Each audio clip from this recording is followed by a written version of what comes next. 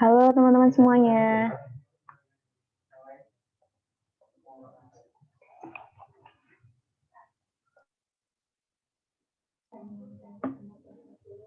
Wah, nih kakak-kakaknya udah pada siap nih kayaknya ya.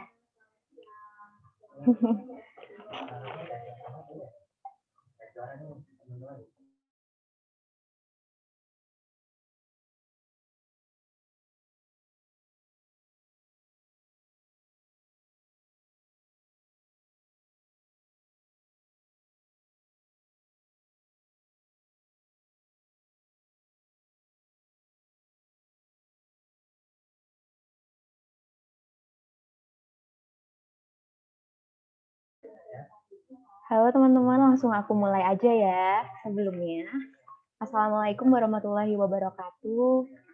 Selamat datang teman-teman semua ke dalam breakout room psikologi, Fakultas Psikologi Universitas Gadjah Mada. Sebelumnya ini udah ada kakak-kakak yang cantik-cantik banget nih buat hari ini yang mau presentasi.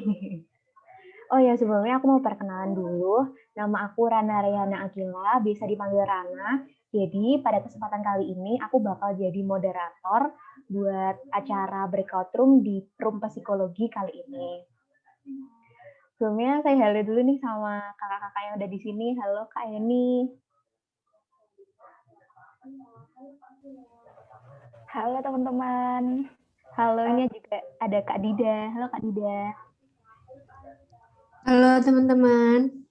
Ada Kak Dara juga. Halo Kak Dara. Halo teman-teman semua. Dan terakhirnya ada Kak Arma nih. Halo Kak Arma.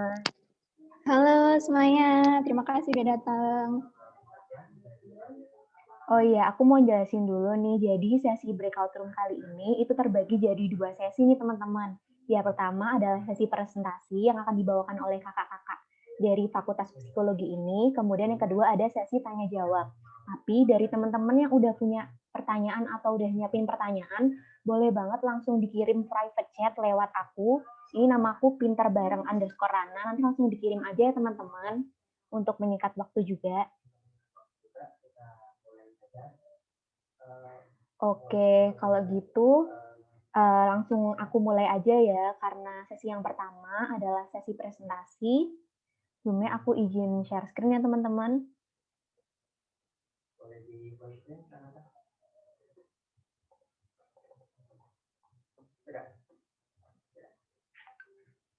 Teman-teman peserta kalau ada kendala atau bisa sebelumnya kakak apakah share screen saya udah terlihat? Udah Kak Rana. Aman. Siap. Oke.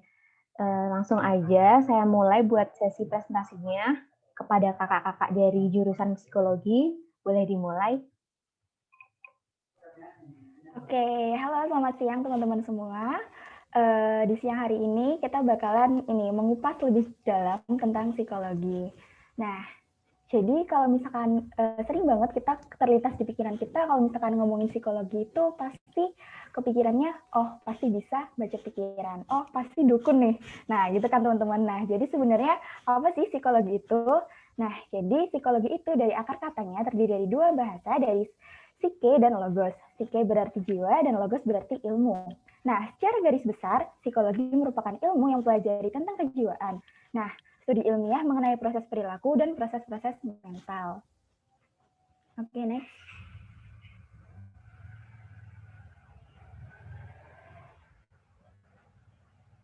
Next, Kak. Nah, oke, jadi di sini aku bakalan ngejelasin tentang objek pembelajarannya di psikologi itu ada apa aja. Nah, sebagaimana yang tadi aku pernah omongin, psikologi itu mempelajari perilaku manusia yang merupakan manifestasi dari proses mental. Nah, jadi tingkah laku kita sehari-hari ini bakalan kita pelajari nih teman-teman di psikologi. Nah, psikologi juga mempelajari perspektif perkembangan manusia dari pranatal hingga lanjut usia. Nah, jadi kayak dari waktu kita kecil sampai waktu kita dewasa, kita belajar nih dari perspektif psikologi tentunya. Nah, kemudian ada juga interaksi intrapersonal dan interpersonal. Nah, di mana ketika kita berinteraksi satu sama lain nih, nah di psikologi bakalan dibahas tentang hal itu. Nah, kemudian juga perilaku individu maupun kelompok ditinjau dari faktor biologis, psikologis, dan juga lingkungan. Gitu teman-teman.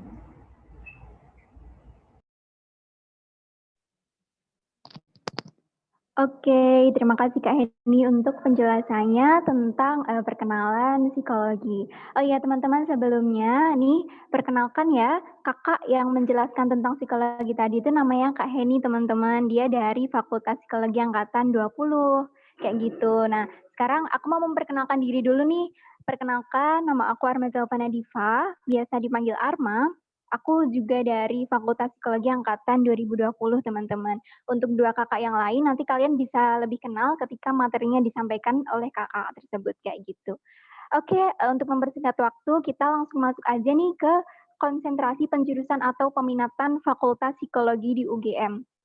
Nah, teman-teman mungkin ini ya, teman-teman tuh sering lihat gitu di televisi ataupun di media-media bahwasanya misal nih ada seorang psikolog klinis, kemudian ada HRD, kemudian ada pebisnis, padahal mereka itu sama-sama lulusan dari Fakultas Psikologi. Nah, mungkin ada dari teman-teman yang bingung, loh kok dia bisa jadi psikolog klinis, sedangkan dia jadi HRD, sedangkan dia justru jadi seorang pebisnis kayak gitu. Nah, itu karena memang teman-teman di Fakultas Psikologi sendiri penjurusannya itu sangat-sangat banyak dan bidangnya sangat-sangat luas kayak gitu. Nah, ini yang pertama nih, ada psikologi krisis atau kebencanaan. Nah, peminatan krisis atau kebencanaan ini pada dasarnya itu membahas tentang segala hal mengenai krisis dan kebencanaan yang sering terjadi di suatu negara gitu ya, khususnya Indonesia kayak gitu. Nah, di psikologi UGM sendiri, psikologi krisis atau kebencanaan ini itu mendiskusikan strategi untuk meningkatkan kesiagaan bencana dan menangani dampak psikososial dan kesehatan mental sebuah bencana. Jadi ketika ada sebuah bencana terjadi, teman-teman, kita sebagai insan-insan psikologi ini itu dituntut untuk bisa memberikan psikososial ataupun bimbingan moral untuk bisa membantu menyembuhkan mental para penyintas ataupun korban bencana ini, teman-teman. Nah, selanjutnya ada psikologi perkawinan dan keluarga. Di psikologi perkawinan atau keluarga ini pada dasarnya membahas tentang teori-teori dan pendekatan psikologi apabila dilihat daripada perspektif perkawinan dan keluarga. Nah, cakupan materinya apa aja sih? Cakupan materinya itu ada intimasi, teman-teman. Kemudian ada komitmen, ada komunikasi, ada resolusi konflik, peran gender, dan juga ada pola pengasuhan yang mana keenam hal tersebut merupakan 6 hal yang mendasar dalam sebuah pernikahan. Seperti itu, teman-teman. Next, Kak.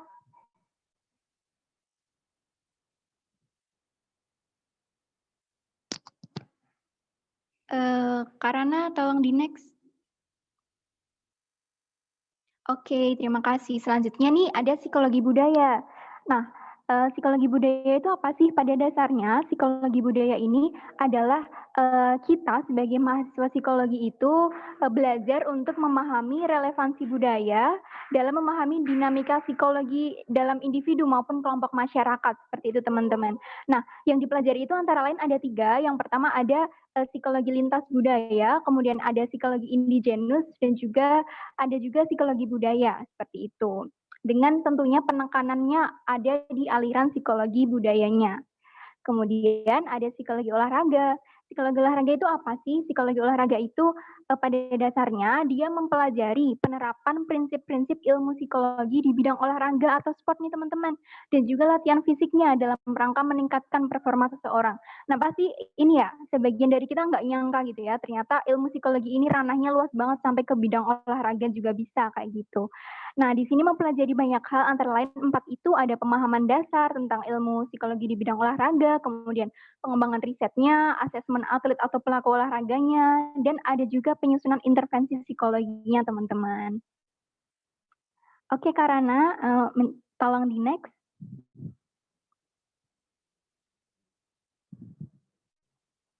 Oke, selanjutnya ada psikologi agama dan spiritualitas, teman-teman.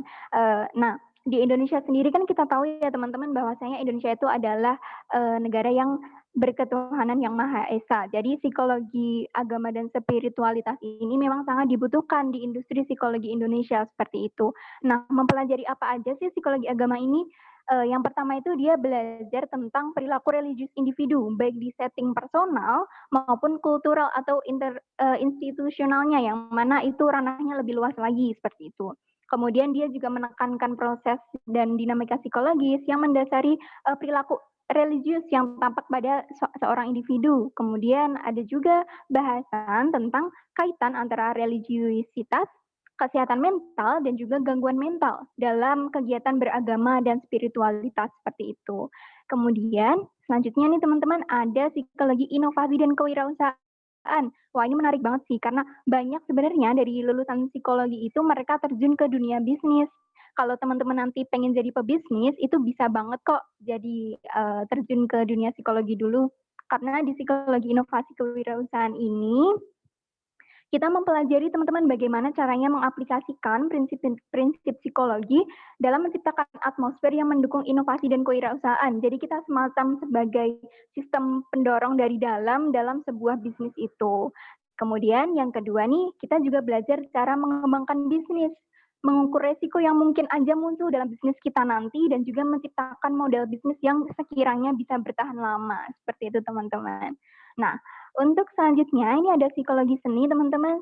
Di sini teman-teman yang mungkin menyukai bidang seni itu juga nggak mustahil gitu buat masuk ke ranah psikologi dulu. Kenapa? Karena di psikologi ini teman-teman bisa, di psikologi seni ini teman-teman nanti akan belajar tentang prinsip-prinsip psikologi dalam seni dan beberapa produk artistik, yaitu menekankan pada beberapa konsep khusus, antara lain ada sensori, kognisi, dan juga persepsi. Kemudian dia juga mempelajari kaitan antara seni budaya, kemudian menganalisisnya berdasarkan perspektif psikologi. Seperti itu teman-teman.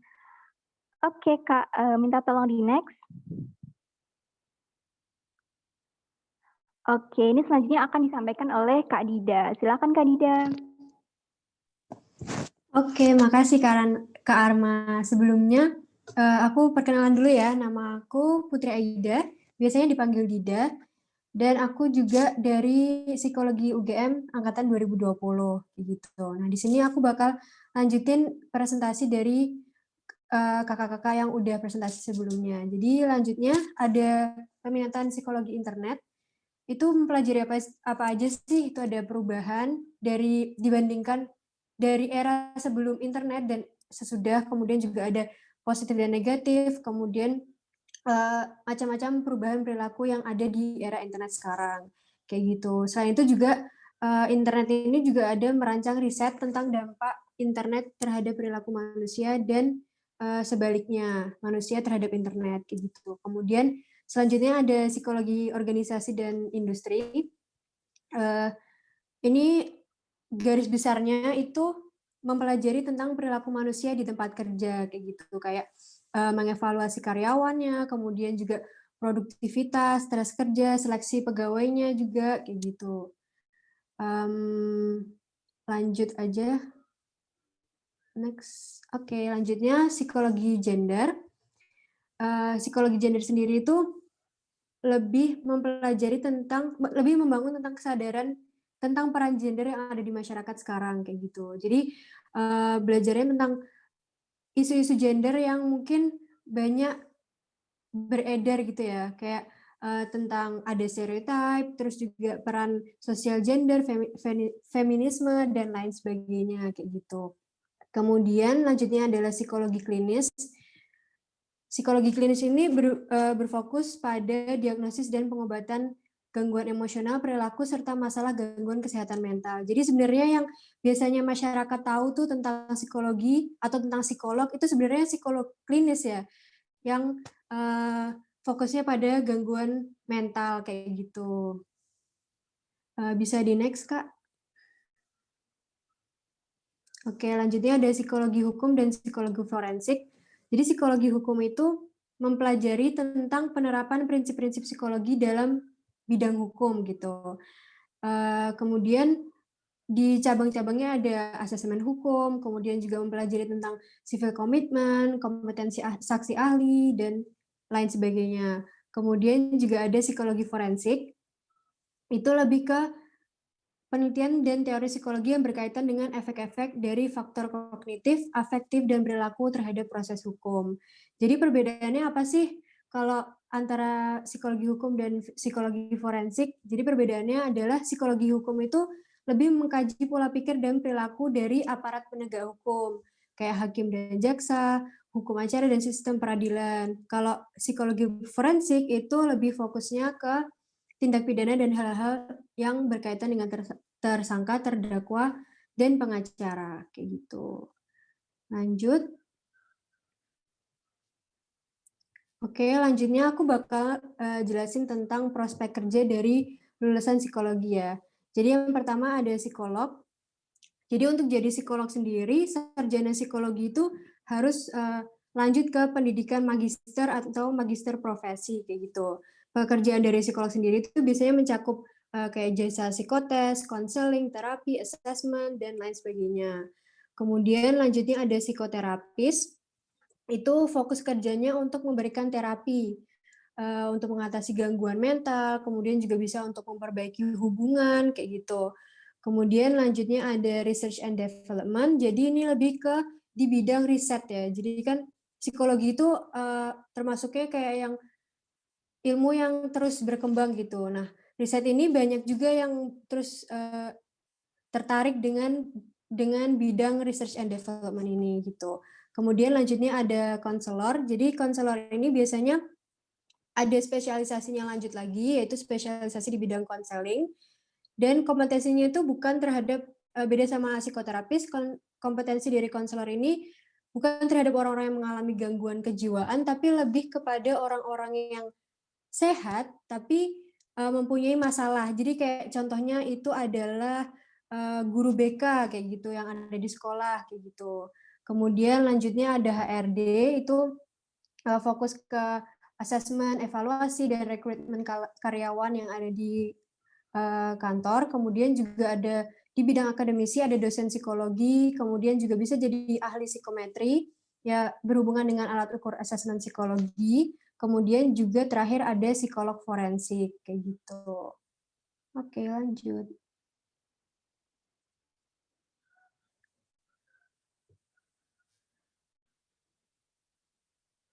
Selanjutnya akan dilanjutin sama Kak Dara ya, teman-teman. Oke, terima kasih Kak Dida.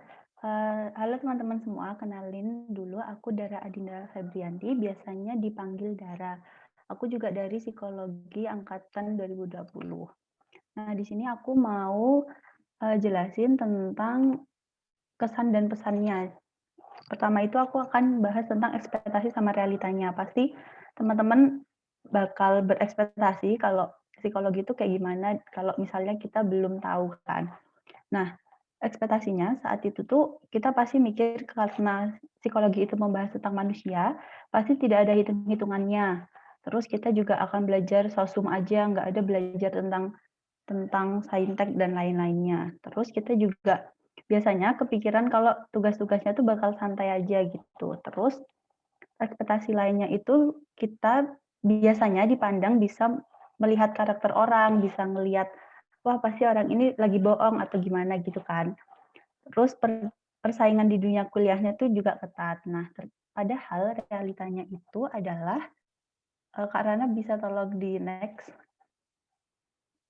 Nah, realitanya itu kita ada hitung-hitungannya teman-teman. Kita tuh belajar statistika. Jadi di statistika itu kita belajar tentang mengolah data. Di situ ada hitung-hitungannya. Terus kita juga nggak murni belajar tentang sosum aja karena ada satu mata kuliah yang menyangkut biologi di mana itu tuh mempelajari tentang perilaku manusia berdasarkan proses-proses yang terjadi dalam tubuh. Lalu tugas yang diberikan itu memang cenderung banyak, tetapi masih santai dan menyenangkan karena relate sama kehidupan kita. Lalu kalau dibahas tentang persaingan di dunia kuliahnya ketat, sebenarnya nggak seketat itu karena kita malah cenderung ke berdiskusi sama teman-teman. Karena emang yang kita pelajarin itu kan benar-benar langsung kita hadapi di kehidupan kayak gitu. Bisa di next, Kak. Nah, lalu kesan dan pesan selanjutnya ada plus minusnya di kuliah di psikologi. Kalau plusnya itu yang aku rasain sama teman-teman lain rasain itu, kita jadi pribadi yang lebih peka. Selain itu kita juga lebih bisa menghargai emosi kita sendiri. Lalu kita bisa belajar dimanapun sama kapanpun. Kita juga bisa belajar hal-hal yang logis tentang manusia sama prospek kerja yang tadi udah disampaikan luas banget ya teman-teman. Jadi itu termasuk plusnya di psikologi. Nah kalau minusnya, Kak Rara tolong di next. Nah kalau minusnya itu banyak bacaan yang harus kita baca karena emang kita dituntut seperti itu, lalu kita harus tetap berlatih kayak menganalisis, berpikir, terus lebih peka sama lingkungan, sama sebenarnya nggak terlalu minus banget ya teman-teman. Cuma ada stigma yang bermunculan di masyarakat kalau kita itu kadang dibilang anak psikologi itu nggak boleh sambat dan lain-lain. Sepertinya seharusnya itu nggak kayak gitu juga, dan itu harus kita luluskan kayak gitu teman-teman.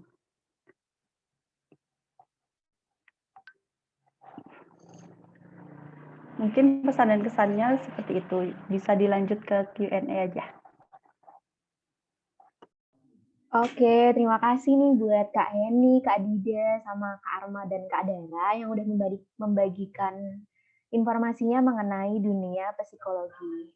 Nah, ini udah ada beberapa chat dari teman-teman yang masuk. Langsung aku ini aja ya. Jadi teman-teman nanti yang aku panggil namanya langsung aja on mic dan ditanyakan langsung kepada kakak-kakak narasumber di sini. Di sini ada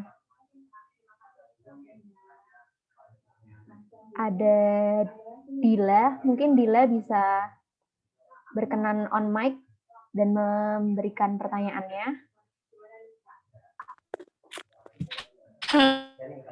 Selamat siang. Siang, Dila.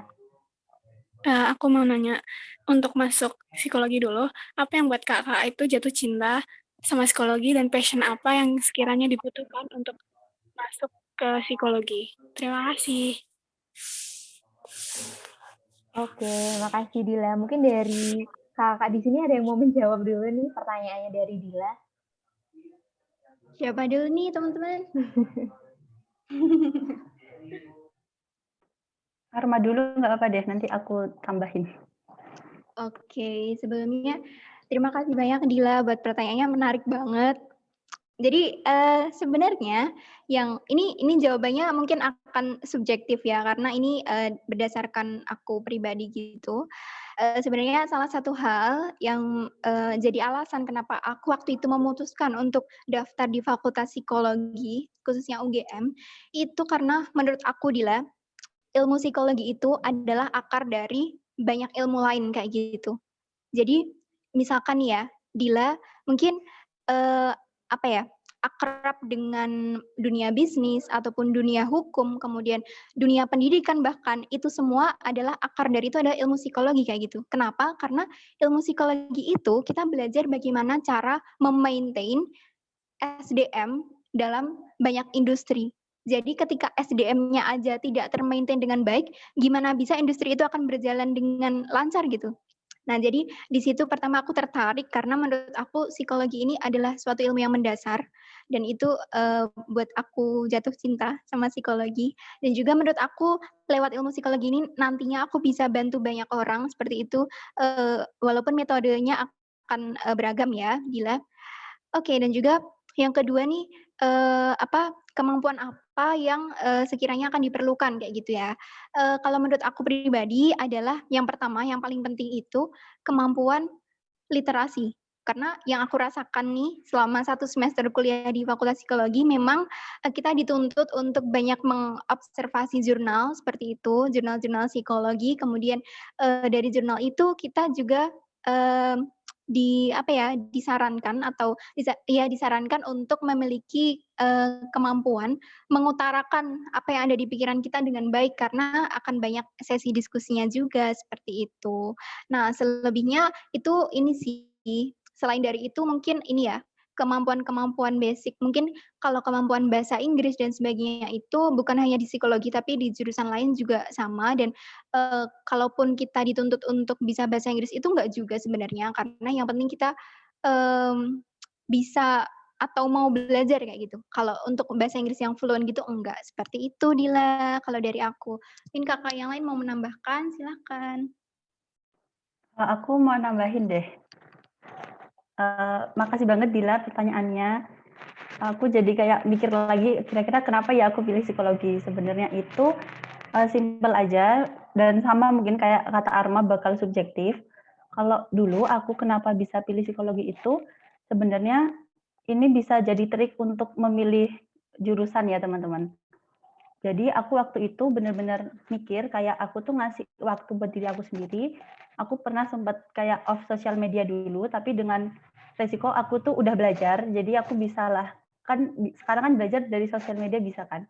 Saat itu aku off sosial media dulu, aku benar-benar ngomong ke diri aku sendiri kayak kira-kira apa yang aku mau, kira-kira nanti misalnya aku ngambil jurusan A, saat aku jatuh, bener-bener aku jatuh, aku down atau hit to the bottom banget, itu tuh aku masih mau ngerjain nggak tugasnya, aku masih mau belajar lagi nggak tentang hal itu. Nah, saat aku lama mikir, kayak bener-bener aku kenali diri aku sendiri, pokoknya yang penting itu kenal dulu sama diri sendiri, habis itu akhirnya aku nemuin, wah ini psikologi kayaknya pas banget buat aku. Nah, alasannya itu kenapa? Karena psikologi itu benar-benar luas banget ya teman-teman. Kita bisa masuk ke semua bidang.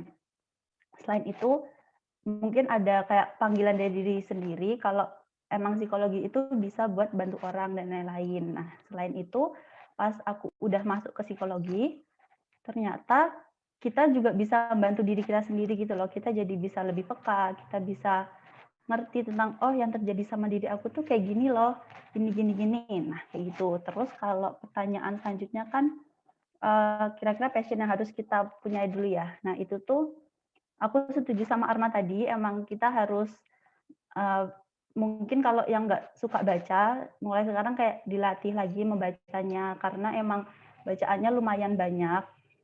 Terus apalagi ya, kayak kita mungkin membiasakan diri buat mau mendengar orang lain karena emang diskusinya tuh banyak banget di dunia perkuliahan, mau di fakultas manapun aku yakin pasti banyak diskusinya, jadi disiapin aja buat mau mendengarkan, mau berpendapat, kayak gitu aja sih. Kira-kira ada yang mau nambah nggak guys? Oke, aku mau nambahin ya teman-teman. Jadi alasan aku kenapa sih dulu aku milih psikologi, kenapa nggak jurusan lain gitu kan. Nah, aku tuh mikir gini teman-teman, ketika selama masih ada manusia di bumi ini, psikologi itu bakal jadi ilmu yang benar-benar dibutuhin gitu. Jadi kayak segala aspek tentang kita, tentang interaksi kita satu sama lain, tentang dengan orang lain juga itu tuh bakalan jadi suatu hal yang ini sangat penting gitu. Nah, makanya ketika itu aku menyadari itu, terus aku kayak menggali-gali lagi. Ternyata emang belajar psikologi itu bakalan ngedapetin banyak manfaat, kayak jadi problem solver atas permasalahan diri sendiri, problem solver atas permasalahan orang lain, dan itu bisa kayak kita jadi aware sama lingkungan kita sekitar. Nah gitu. Kemudian tadi pertanyaan kedua kan tentang ini ya, kemampuan apa yang seharusnya dipersiapkan gitu. Kalau menurut aku kemampuan ini kemampuan menganalisa. Nah, karena apa? Karena di psikologi itu sendiri kita belajar banyak teori-teori gitu teman-teman. Teori dari ahli-ahlinya tentang bagaimana kita berperilaku, nah kayak gitu. Nah, ketika kita udah paham teorinya, tapi kita nggak bisa analisanya, nggak bisa menempatkan perspektif itu di kehidupan kita, itu sama aja kayak agak kurang greget gitu teman-teman. Jadi kayak lebih ke kita bisa menganalisa bagaimana implementasinya di kehidupan sehari-hari. Nah, kayak gitu. Oke, itu aja dari aku. Oke, mungkin aku boleh lanjut ke pertanyaan berikutnya ya, Kak. Ini ada pertanyaan dari Ilvi Nurdiana, mungkin bisa on mic untuk menyampaikan pertanyaannya. Iya, halo Kak. Sebenarnya tadi ada kakak yang bisa jawab yang tadi yang bahasa Inggris, tapi kayak saya mau tanyakan di psikologi itu kan banyak jurnal-jurnal itu kan, terus katanya juga banyak jurnal-jurnal dari luar itu, apakah emang level bahasa Inggrisnya itu harus yang tinggi atau yang rendah-rendah gitu gimana Kak? Terima kasih. Oke, terima kasih pertanyaannya. Mungkin dari kakak-kakak di sini ada yang mau langsung jawab aja nih pertanyaan dari Ilvi. Silakan.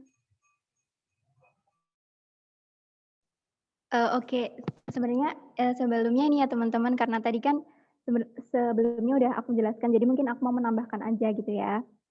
Nah, halo Ilvi, sebenarnya terima kasih banyak buat pertanyaannya. Gini, sebelumnya aku mau berpesan nih buat Ilvi sama teman-teman yang nantinya mau ambil prodi psikologi. Kalian jangan menjadikan patokan kemampuan berbahasa Inggris itu menjadi sebuah ketakutan gitu.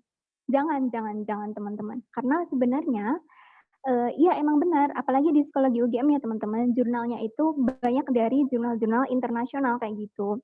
Baik itu memang penelitinya berasal dari luar negeri ataupun jurnal dari dosen UGM sendiri yang udah go internasional kayak gitu teman-teman. Ya kalau misalkan ditanya banyak atau enggak jurnal berbahasa Inggris ya emang banyak seperti itu. Tapi jangan khawatir, karena apa? Karena kita nanti tuh akan belajar bareng-bareng dari nol. Kita nggak harus kok punya kemampuan bahasa Inggris yang udah level advance gitu. Aku sendiri juga kemampuan bahasa Inggrisku masih pas-pasan banget. Tapi ketika kita mendapatkan tugas ataupun diskusi yang mungkin akan melibatkan bahasa Inggris, jangan khawatir karena kita tuh di kelas nanti tuh akan dibimbing pelan-pelan gitu. Nggak akan langsung kamu suruh ngomong pakai bahasa Inggris atau suruh nge-review jurnal bahasa Inggris yang mungkin memang ada, cuman aku sendiri juga masih meraba-raba gitu teman-teman. Jadi kalau misalkan ditanya apakah memang benar banyak jurnal bahasa Inggrisnya, iya memang benar, tapi apakah kita harus punya level kemampuan bahasa Inggris yang advance gitu? Jawabannya enggak teman-teman. Jadi jangan jadikan itu sebagai sebuah ketakutan kayak gitu. Nanti lambat laun kalian bakal terbiasa juga kok. Gitu. Mungkin yang lain mau menambahkan kakak? Aku mau nambahin ya. Mungkin kalau misalnya sekarang ada yang mungkin dari tadi yang nanya atau ada teman-teman yang mungkin insecure sama bahasa Inggrisnya atau kemampuan tadi literaturnya, jurnal-jurnal, mungkin bisa dibiasain dari sekarang kayak gitu. Bisa cari jurnal-jurnal atau kayak baca-baca dulu lah, kayak bisa biar kalian punya gambaran tentang apa aja yang bakal dihadapin besok di psikologi kayak gitu. Udah sih kalau dari aku kayak gitu aja. Kasih. Mungkin ada yang mau menambahkan lagi, kakak-kakak?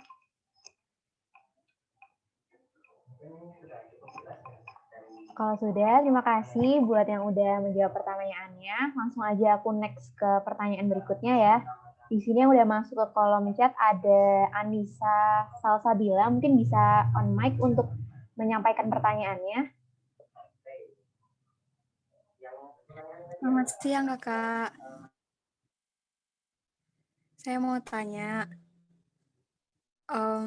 tadi kan peminatan di jurusan psikologi kan banyak banget tuh. Terus kita kalau udah masuk, itu tuh yang dipilih hanya satu atau gimana? Terus milih peminatannya itu biasanya di semester berapa sih? Atau langsung ketika udah masuk langsung milih peminatan atau bagaimana? Terima kasih. Oke, terima kasih Anissa. Boleh nih langsung aja buat kakak-kakak yang mau menjawab.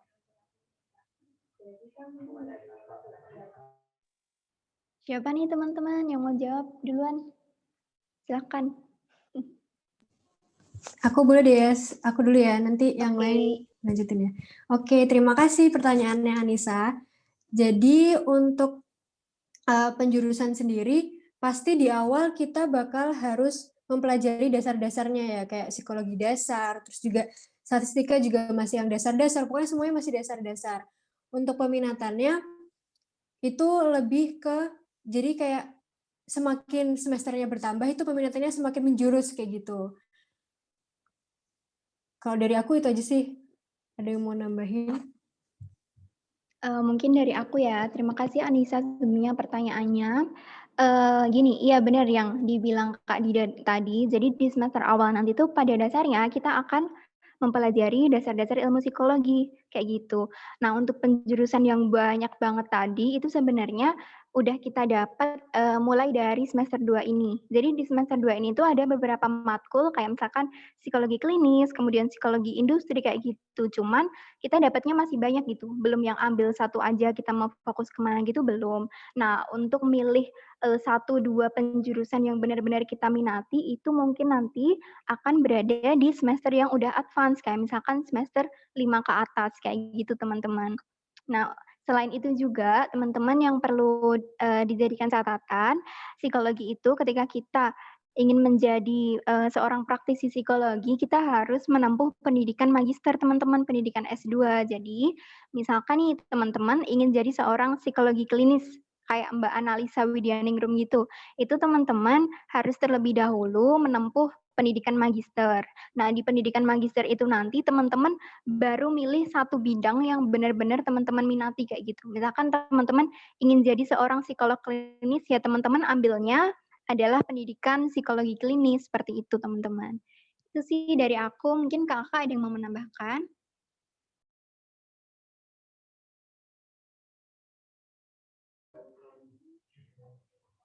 Ada yang mau menambahkan lagi? Oke, terima kasih buat pertanyaannya tadi sama kakak-kakak yang udah menjawab. Aku next ke pertanyaan terakhir ya, karena mengingat waktunya udah hampir habis. Ini boleh ke Nura. Sebelumnya, oh iya ini tidak bisa on mic karena di rumah sedang ribut. Oke, aku bilangin dulu ya pertanyaannya. Permisi Kak, izin bertanya. Sebelumnya terima kasih atas penjelasannya. Aku mau nanya kira-kira benefit apa aja nih yang didapat oleh kakak-kakak semenjak masuk psikologi.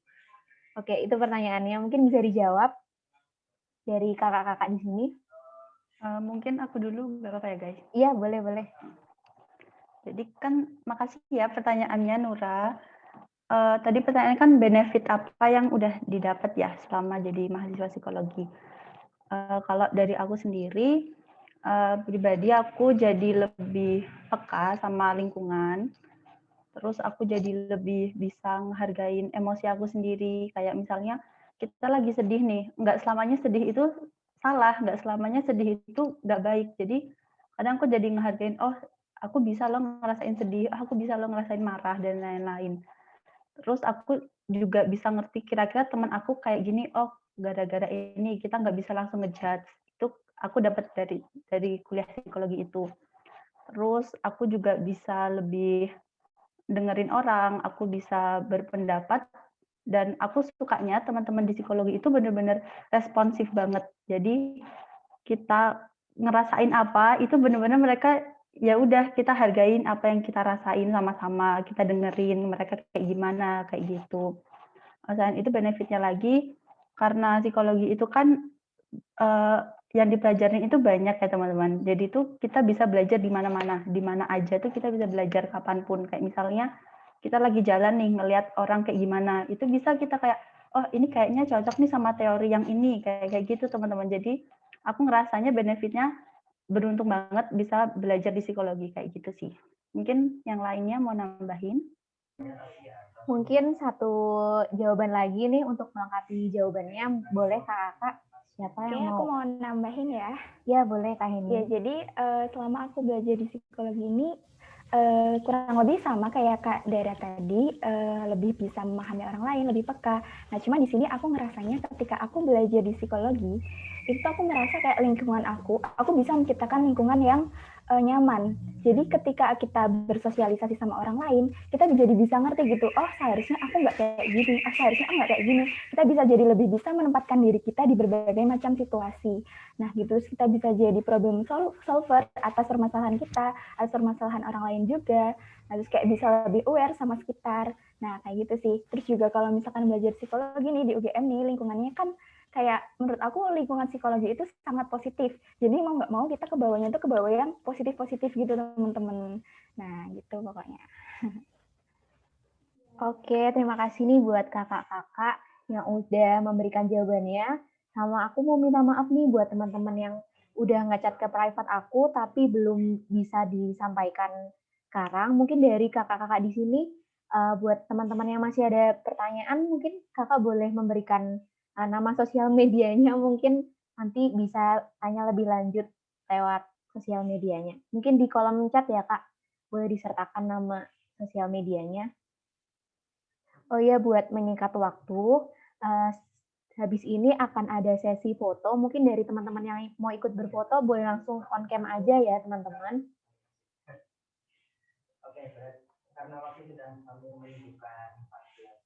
Aku tunggu ya teman-teman ini buat on cam, kita foto bareng-bareng nih. Buat yang room psikologi. Yuk, on cam yuk.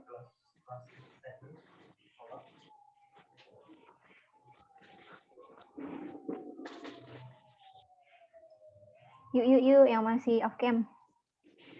Aku tungguin ya.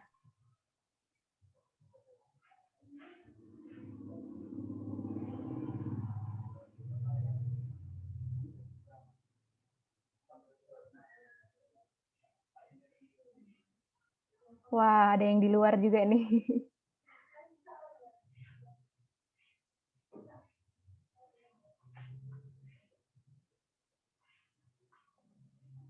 Yuk, yang lainnya aku tungguin.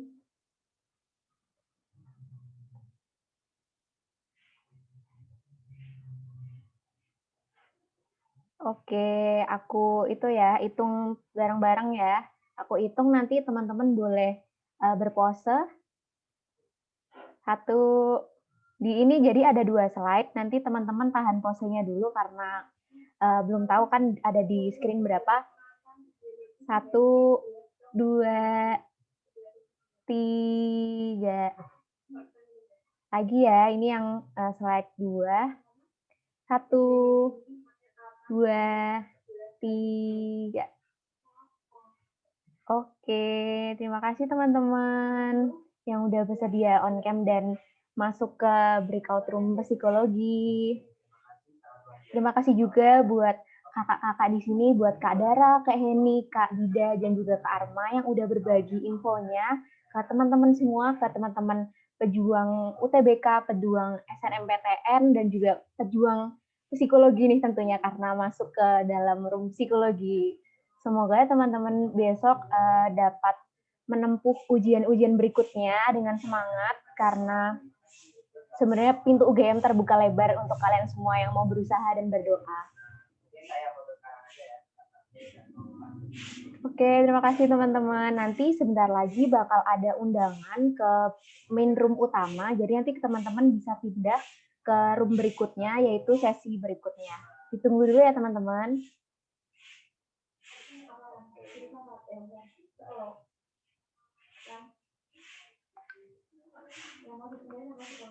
Iya.